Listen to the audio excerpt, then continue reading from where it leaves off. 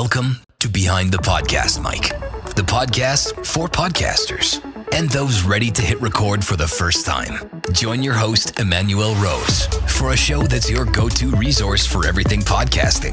In each episode, we'll pull back the curtain on what makes podcasting such a powerful tool for connection, authority, and growth. Whether you're just starting out or looking to sharpen your skills, this show will guide you through the art and strategy of building a podcast that stands out. We'll dive into solo insights, guest interviews, and real-world best practices, all designed to help you master the mic. Behind the Mic is sponsored by Fluent Frame, a creative partner that transforms your ideas into polished episodes and lasting digital assets. So tune in and learn how podcasting can grow your audience, expand your network, and position you as a thought leader in your field. Let's step behind the mic. Thanks for joining me today. I'm your host, Emanuel Rose. Today, we have Casse Weaver joining us. Casse is renowned in Humboldt County as the Humboldt Hen Helper, a nonprofit dedicated to assisting chicken owners with issues ranging from health concerns to education. Her innovative approach merges animal care with community support, ensuring that both chickens and their caregivers thrive. Casse's commitment to humane treatment and education has made a significant impact in her region and beyond. Let's delve into her experiences, insights, the powerful work she's doing, and what her podcast plans are. Casse, Hey, thanks for Daniel. joining me. Thank you so much for having me. I really appreciate it, and I'm really excited to be here today. Well, it's fun. I think it's fun, the work that you're doing around chickens, especially since you're a vegan. So tell us that story first. I'm so glad you asked. Not everybody knows that. It's something that because I feel it's such a personal choice that I really don't try to push upon others. We know each other from my work at the gym health sport, and likewise at the gym. If someone really dives in to ask me, well, what do you eat? I will tell them, but it's not something I really promote because I really do feel it's such a personal choice. Yeah. So I was raised on a farm, and I think for farm kids, you can go one of two ways. One is that you're like, this is how we do it. And Right. The other is like, why do we do it like this? And I was really the why do we do it this way? And do I have to do it this way kind of kid? And really started rejecting that kind of lifestyle, like as early on as I can remember.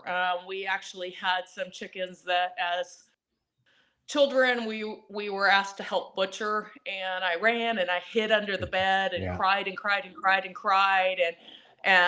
And even afterwards, my grandma was like, well, aren't you happy we have dinner now? And I'm like, no, I'd rather not eat that. No, grandma. And so I had lots and lots of years where I tried to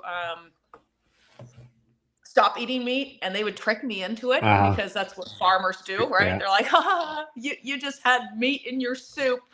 And so becoming vegan was my act of rebellion at age 18, where I'm like, I'm an adult now, and I'm sure they didn't think it would stick, but it did. All right. You showed them.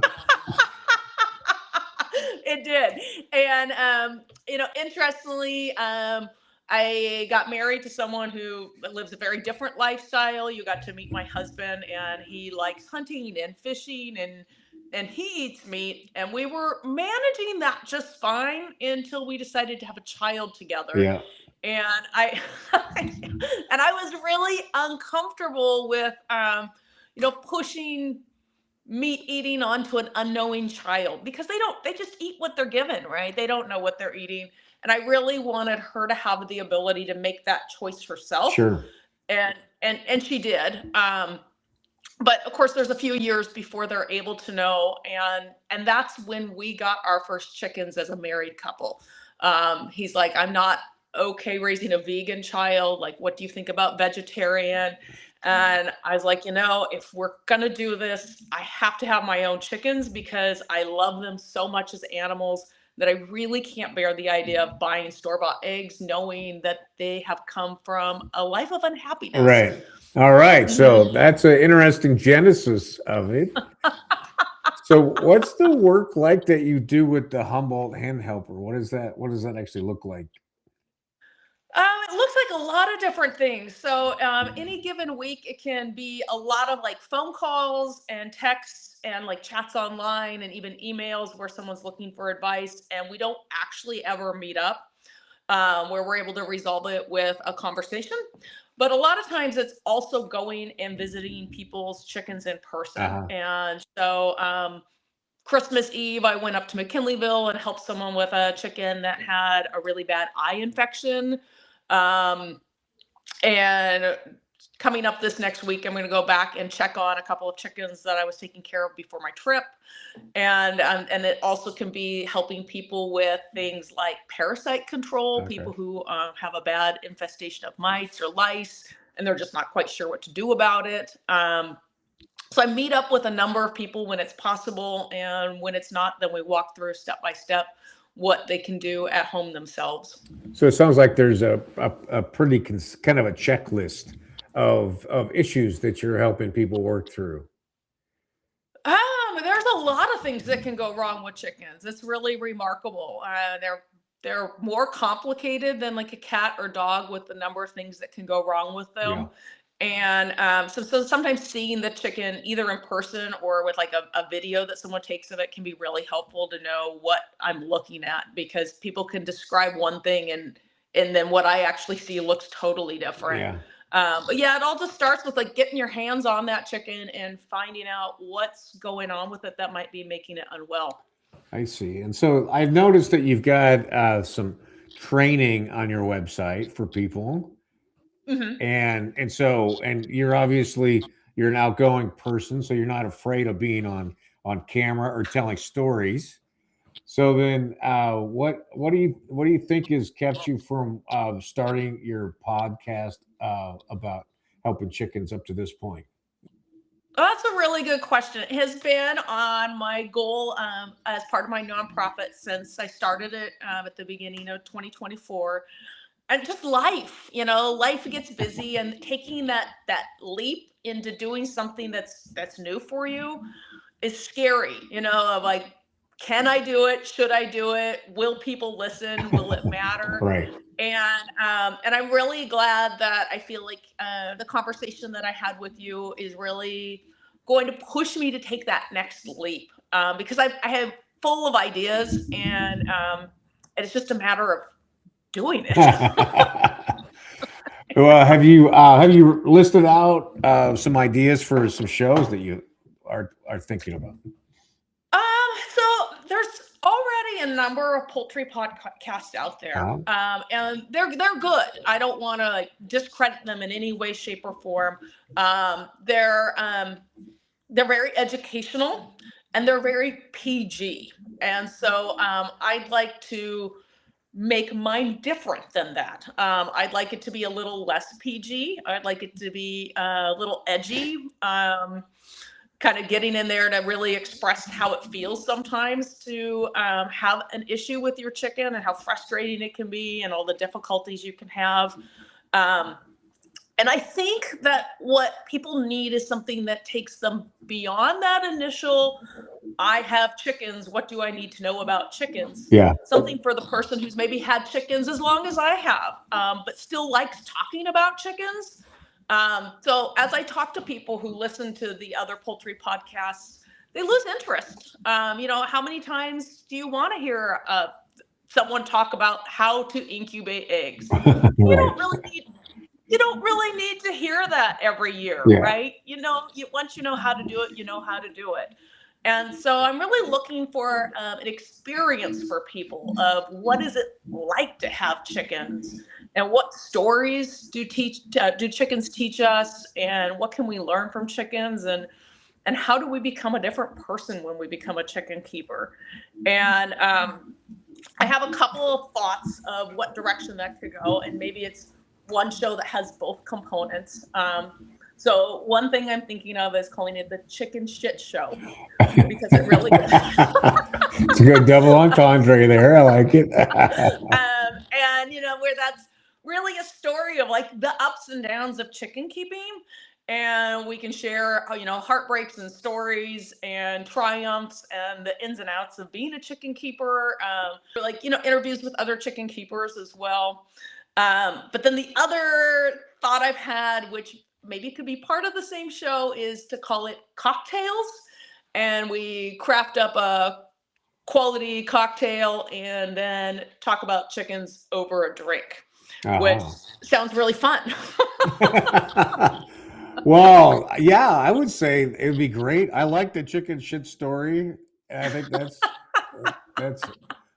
a funny little double entendre. And you could do like a once a month Friday cocktails, right? That's As true. a I could show. mix them together, yeah, and then bring in some local people to talk about how things are going with them and their chickens, and we could have a lot of fun with that, I think. Yeah.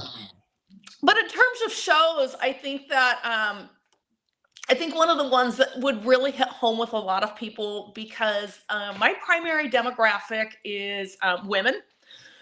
Women tend to keep chickens more often than men. Don't want to discredit the men in any way, shape, or form. They certainly are making up about 40% of my Facebook viewers are men, but the 60% are women. And they tend to be women who are like 35 to 55. Okay. And so I think that we could all enjoy talking about the aging hen and how that relates not just to our chickens, but ourselves. Yeah. And how we're learning about the aging process for ourselves through the care that we take with our animals is one of the topics that I've thought about. Of course, talking about dealing with the grief of loss. Chickens don't live forever, Sure. and in fact, what does? they're and they're relatively prone to dying. And it's hard, right? You take it really personally, even when you've done it for a long time. Always those questions of, was it such a bore I could have done, right? Absolutely. Yeah. And it's just magnified when you're in charge of, like, I have 22 chickens right now, and many people have even more. And so, in any given month, you might experience a loss, and that's not normal when you're dealing with like your cat, right? You don't lose a cat every month. Yeah, right. Mm-hmm. Yeah. But I think a lot of people take the losses just as sad and seriously, because some of them really do become that close to us, as close as a cat or a dog pet is. Yeah, that's interesting. Well, I think you've got plenty of area for material. I love the concept, and I love the community of building on what you're doing for Facebook, and I think to be able to draw out a content calendar where you were one episode a week, one or two that you do each month by yourself as a solo show, and then have guests both when you're on site live with somebody with their chickens would be really interesting. That would be really great. And then you have this whole topic too of what it's like on the coast in the redwoods raising chickens versus everywhere else, right? Yeah. So. No, it is really different here, with the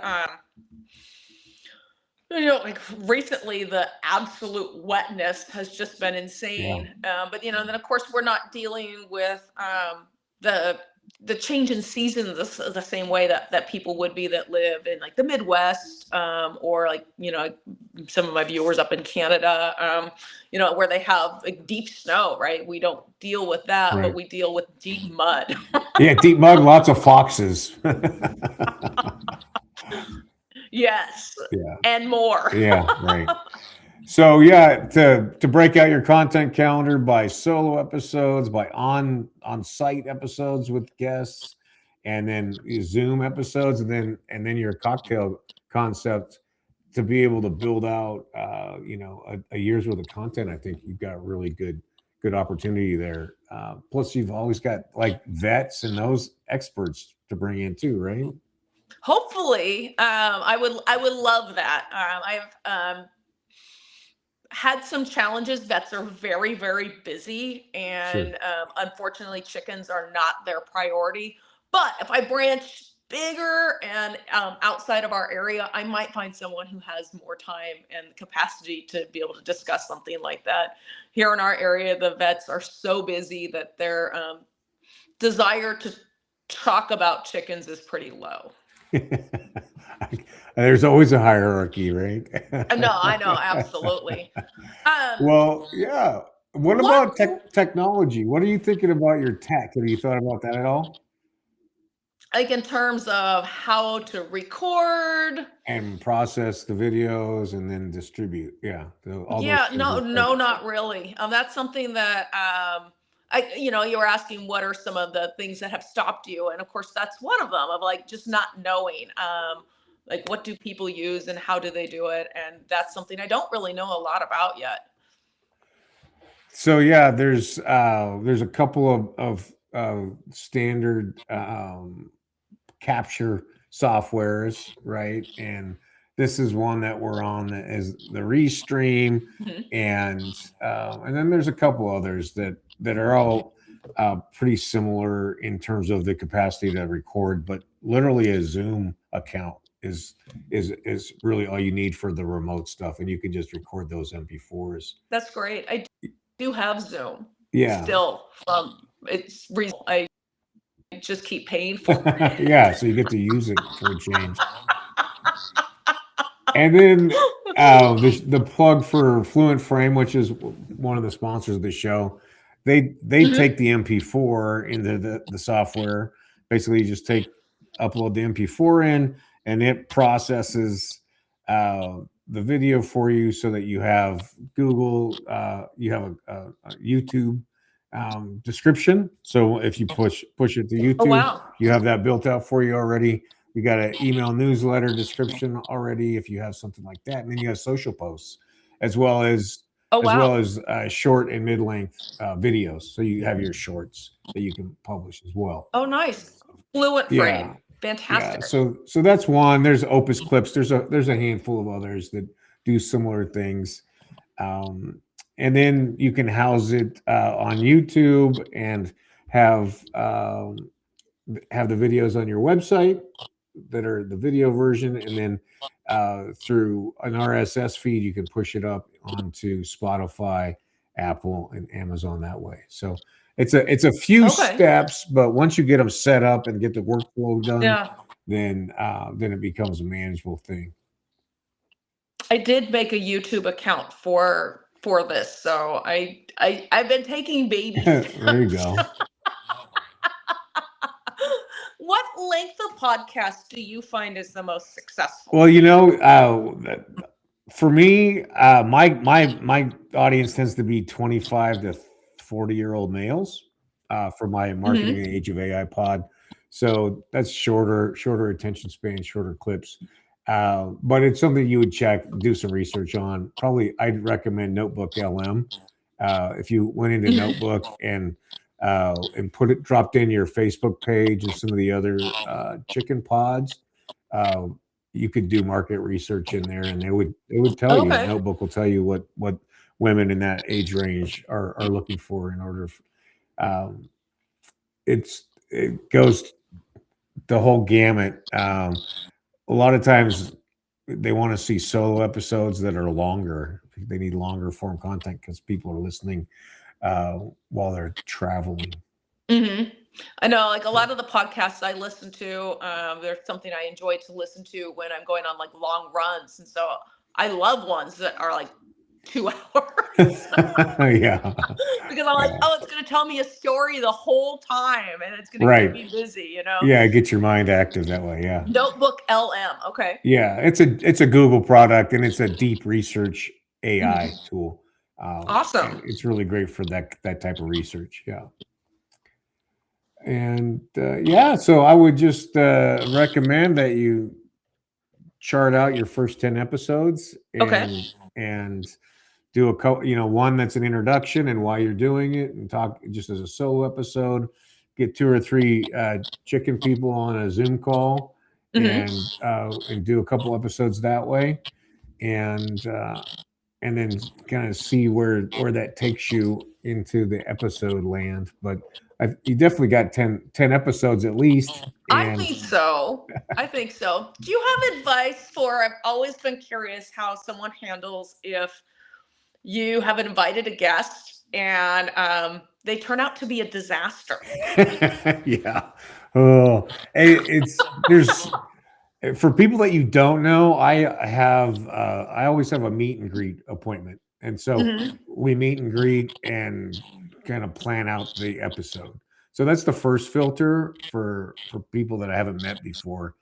And usually in that meet and greet, some people don't show up, so they're obviously not invited in to be on the show. When it's a disaster, it's funny, but I ask questions to interrupt them, to get onto tracks that I want to get onto, right? And so, Uh-huh. sometimes there's really the two disasters I've seen in my 400 episodes. One is the person who just wants to pitch and they want to sell on the episode, right? Like, Mhm. here's my book about chickens, and you should order my book about chickens on Amazon, and on and on and on. Or the people who want to just talk through the whole episode and are not asking questions or having a conversation, right? Okay. Or, well, I guess the third one is they're just really boring and they just answer the question and then they're quiet, right? But the pitcher and the long talker, those are the two biggest the challenges that I've seen. And only a couple of times have I had that where I'm like, oh my God, I can't wait for this to be over, But it happens. I don't know. I don't think you can make it so that it doesn't happen. I know. Yeah. I know this is supposed to be fun. Exactly. Well, I think that you as the host being interested comes through the episode, and if you're not interested, or or you're kind of beat down by a bad guest, then that's going to come through for sure. Yeah, I've seen someone feeling like that, I think. Oh, well, thank you for that answer. I've always been curious about that, and a little worried about how to handle that because it certainly must happen from time to time. Yeah, and actually, it's kind of a hippie streak that I have. I always go into my heart chakra, and I talk to them through my heart chakra, so that it comes out very supportive in the transitions that we're making. Oh, that's awesome. I know it helps you become a better person. Absolutely. Well, and that is the truth about being a podcast host, is that it's definitely for me unleashed my interest in other people in a way that it was dormant before. So yeah, Oh, that's why I really encourage awesome. everybody to host, because you get to talk to everybody about things that you're really interested in. I know. Talking is like my favorite thing. Well, yeah, and I've certainly, as you continue to walk down this and get the show kicked off, reach out to me by email and or on social, and I love to help you get it kicked off and get the world of chickens encouraged by your experiences and the experience of your guests. Thank you so much, Emanuel. I'm really excited, and I'm excited to be doing this right here at the new year. It's like no better time than to just jump in and start something you've always wanted to do. All right. Well, thanks for being on the show, and thanks for being so brave to talk about something that you're learning about. I appreciate thank that. you spirit. so much for the opportunity. It was really an absolute blessing that we had that conversation that night and realized that this was something that you could help me get me guided into doing. So Yeah. I'm really, really grateful to you. Thank you. All right. Yeah, you bet. It's been a pleasure. And when you get the show up and running, let me know and I'll help publicize it for you too. Oh my goodness. Thank you so much, Emanuel. All right. Thanks, Cassie. You have a great afternoon. Take care. Okay. Bye-bye. Bye. Well, it's a great thing to have a passion and to have a great birth story about that passion, and then take the time to learn about a way to share that information with people in your network and people who want to learn about the things that you're interested in. So I hope you found some value in the conversation I had today with Casse Weaver about chickens.